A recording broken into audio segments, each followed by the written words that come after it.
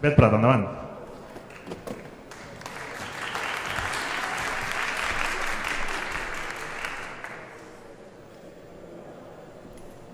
Bona tarda, se'm sent bé? Sí. Què és màrqueting sensorial? L'aplicació del màrqueting sensorial podríem dir que aquí a la sala no sé comptar-vos-la, però cada un de vosaltres seria un exemple d'aplicació del màrqueting sensorial.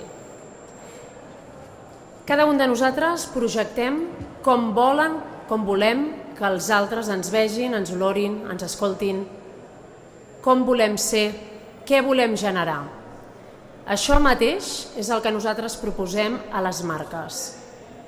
Intentem traslladar aquesta part més emocional, aquesta part més personal, que fins ara era un món com molt focalitzat a les persones, doncs intentem proposar-ho per les marques. Hi ha una cosa que és evident i que segur que tots com a client ens ha passat, i és que tots tenim experiències quan anem a comprar, quan anem a un restaurant, quan anem a un concert, quan anem a... Tots tenim experiències. Què pensem nosaltres? Que és millor pensar una estratègia per a aquestes experiències que hem de tenir el nostre target, el nostre client. Perquè vulguem o no les tindran. Entraran al nostre establiment, vindran al nostre restaurant, vindran a dormir al nostre hotel i s'emportaran una experiència. Creiem i proposem a les marques que aquesta experiència la planifiquin i pensin què és el millor que el seu client, que el seu target es pot emportar. De fet, acaba sent favorable a les marques sempre. Hi ha una cosa que jo abans ho parlava amb algú a dalt, com a persones també, no? Jo sempre faig l'equivalent persona-marca, no agradem a tothom. La gent, les marques, les situacions, els moments, a uns ens agraden, als altres no. Els altres ens entusiasmen i ho prescrivim, amb uns altres no volem ni tornar a viure aquell moment. Per tant, hi ha una frase que a mi m'agrada molt, que és que normalment actuem des de l'emoció i justifiquem, sempre que parlem de compra, i normalment en el sector femení, més que en el masculí, justifiquem des de la raó. No sabem per què comprem allò. Hi ha alguna cosa que ens fa que ho comprem. Potser tenim 3 samarretes de color blanc, però la comprem. Música, vídeo, ens agrada el lookbook que veiem a fora, no ho sabem, comprem, entrem i ho comprem. Llavors sortim i diem, bueno, és que les dues que tinc a casa estaven una mica velles. Per tant, per què no aprofitar la part emocional que tots tenim i què és la que realment ens fa estar vius i per què no ajudar les marques que disfrutin de la seva part emocional? És la part que els dona la connexió més directa al seu públic. Aquest exemple, si us fixeu, és el mateix vi. El mateix. I el vi que teniu, perquè semblen 2 productes diferents, el vi que teniu etiquetat en vermell va a un mercat nacional, on la cultura del vi, sobretot del vi negre, doncs és universal gairebé, però és un producte que més o menys tots en algun moment consumim i per tant aquesta marca s'atreveix a donar un pas innovador, a utilitzar un vermell que no sempre és un color agraït, no? Hi ha gent que li genera una mica d'estrès els colors tan passionals, però en canvi me'n vaig als Estats Units i dic, ostres, m'entendran? Si jo vaig amb una etiqueta en vermell, sabran què vull dir com a producte? Creiem que no. Per tant, què fem? Aquest mateix producte l'etiquetem de forma diferent, treballem amb un negre i un daurat que és luxury i que el que ens intenta és donar una percepció d'aquell mateix producte que en el mercat espanyol s'etiqueta d'una altra manera i treballem amb un altre posicionament de marca absolutament diferent, amb el mateix producte.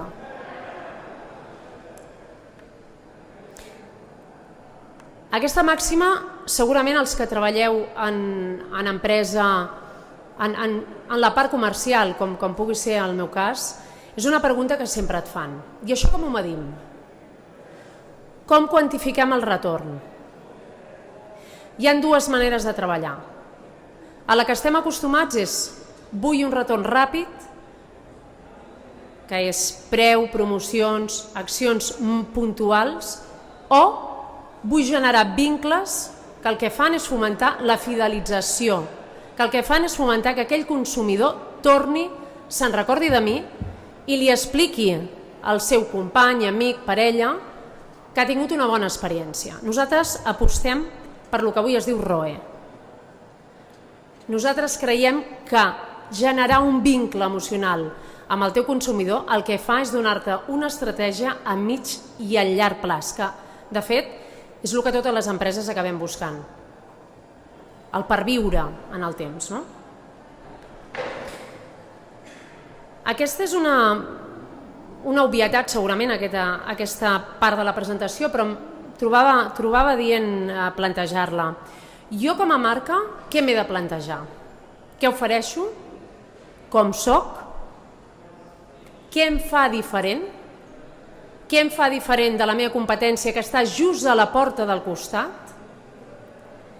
Com vull que em percebin? Com vull vendre? Com vull que la persona que tinc davant del meu establiment defenent els meus valors corporatius, què ha d'explicar al meu client? I ens hem de fer una altra pregunta important. El consumidor, què li passa al consumidor? Com es vol sentir? Què espera de tu? Què vol trobar a dins de casa teva? I sobretot, com fem que aquest consumidor es decideixi per mi i no per l'altre? Tornem a la metàfora de les persones. Enamorem-nos. Busquem el vincle emocional.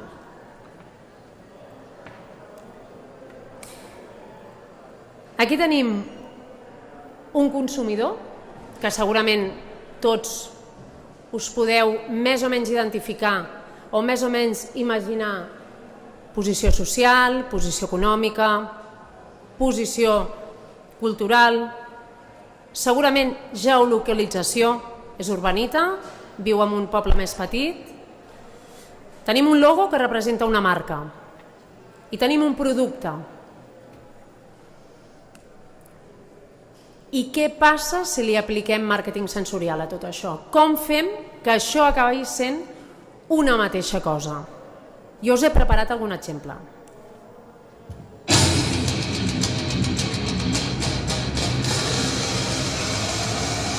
M'he equivocat? Ho sento. Sento. Tornem-hi.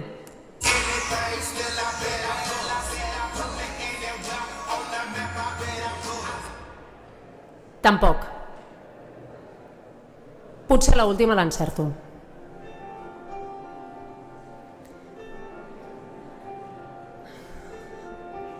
És obvi, però no tant. Aquí el que intentem és que tot parli el mateix idioma. Tenim un senyor que espera alguna cosa. Ha entrat perquè vol un producte. I a dins el producte només té sentit si l'acompanya un escenari. De fet, nosaltres creiem que el màrqueting sensorial és generar escenaris, generar moments de venda que, a més, avui s'afegeix que ja no té sentit si és online o offline. On comprem? Quants d'aquí compreu online? Moltíssims, cada cop més. Però segur que també compreu offline, segur que també trepitgeu una botiga. El màrqueting sensorial el que ha de fer és no diferenciar canals, m'és igual on venc. Jo el que genero són moments de venda, moments, situacions, on el meu client decideix. Estic a casa i em ve de gust comprar a través de la xarxa i compro. Però ara tinc ganes de saber com respira aquella marca que he trobat online en un punt de venda físic. Això és el màrqueting sensorial. Hi ha eines, no deixen de ser eines. Música, vídeo, fragàncies, il·luminació. El tacte per nosaltres avui es tradueix en aplicacions mòbils. No hi ha millor manera que treballar o sentir-te mimat que tenir aquella solució o aquell moment a la mà, en el moment que tu necessites, immediatesa. Cada cop més l'usuari està acostumat a l'ara. Apostem per aquest moment. Algú també em deia abans I quin sentit té treballar amb tots els sentits? Valgui la redundància. Tots. Tot el sentit. Cada un de vosaltres teniu oïda, vista, olfacte, mans, perquè hem de capar alguna de les entrades d'aquests estímuls exteriors. Per què? El que hem de generar és sensacions que ens generin un confort i que ens generin una confiança. Per tant, torno a l'inici de la presentació. Ni a tots ens agraden les mateixes marques, ni a tots ens agraden les mateixes situacions, ni a tots ens agrada el japonès. A vegades el provem encara que no ens vingui de gust. Per tant, el que es tracta és que el nostre públic se senti, el més proper a mi com a marca possible. Generem llaços. Per mi aquest factor és imprescindible, o sigui, jo vull sentir-me part de l'univers de la marca a la que compro, a la que vaig a dinar, a la que puc anar a dormir en un moment donat. Genero experiències de les quals me n'en recordo, important això. Genero, per tant, un factor, una sensació de confiança que fa que torni, i el millor de tot, que fa que ho recomani. Anys enrere potser la recomanació passava del nostre entorn més immediat, no? El nostre entorn, tornem al físic i a l'online, el nostre entorn del costat. Avui en dia tenim un gran avantatge. No hi ha fronteres. La prescripció pot ser infinita. Per tant, generar valor de marca no té valor. Té tot el valor. Usuaris, clients, espectadors, nosaltres volem brand lovers, volem enamorar, volem ajudar les nostres marques a que els seus compradors, els seus clients, siguin seguidors d'aquelles marques que els ofereixen el que ells esperen. Algú abans em deia, però vols dir que això no és il·lícit? Vols dir que no és manipulació? Cada un de vosaltres, quan vol lligar, enamorar una noia o un noi, traieu totes les eines que teniu a l'abast? Jo crec que sí, jo ho faig. Per què les marques no? Per què és il·lícit? El que vol la marca és simplement enamorar.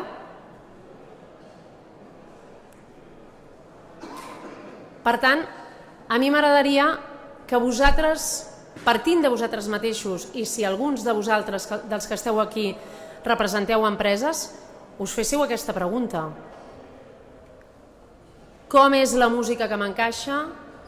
Quina olor he de fer? Quin tipus d'aplicacions, interaccions espera el meu públic?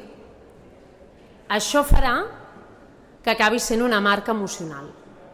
I això serà el que nosaltres anomenem l'aplicació del màrqueting sensorial. Algunes de les marques que veieu aquí, sens dubte, aposten per aquesta línia. Si voleu alguna cosa, teniu el meu mail aquí i estaré encantada de poder-vos atendre. Gràcies.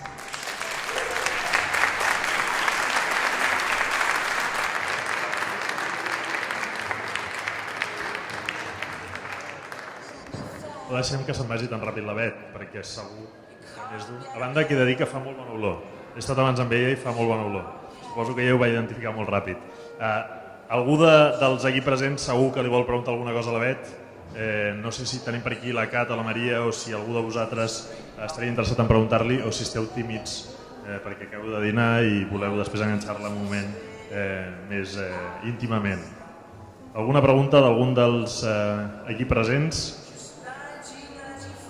No acabo de veure si se'ns escapa algú.